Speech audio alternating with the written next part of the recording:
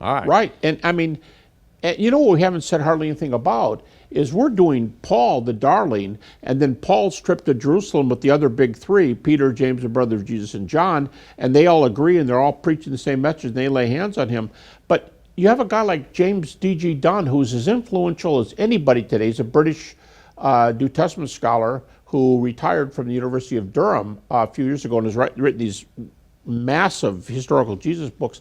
He thinks he's got reason to find out that when Jesus was preaching, the Gospels cover most of this, he thinks there's good reason to believe there was note-taking going on, and we have sources behind the Gospels. So if you have sources behind the Gospels, and Paul's checking things out, and here's another little deal.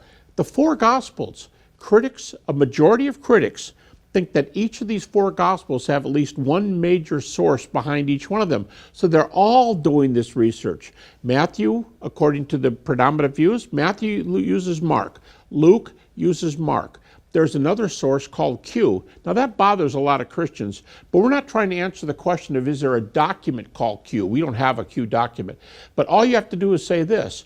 There are verses that are in Matthew and Luke that are not in Mark. Where did Matthew and Luke get them when Mark's not in the picture? Now critics are saying, the Jesus Seminar is saying that behind John, there was a miracles document because when Jesus produces the water to wine, it says this is now his first miracle. Later it says this is the second miracle. And they think John is reading off a list of already existing, an independent list of miracles. And by the way, this is an aside, but critics say this, not people about the critics.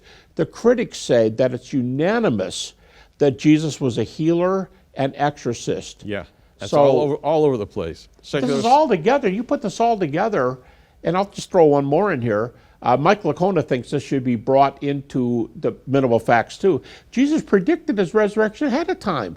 I mean, if something just happens to you and it's incredible, like, wow, they were just about ready to tackle you and you just threw it up and it became a touchdown in the big game. That's kind of a just happens thing. But Jesus said ahead of time, it's orderly. Over and over again. God's involved over and over. That means, here's the key, that means he was a player. That means he was part of the saga. That means before it happens, he knew it was coming. That means he was part of the game plan. So in football terms, he was both a coach and a player. He's with his father making...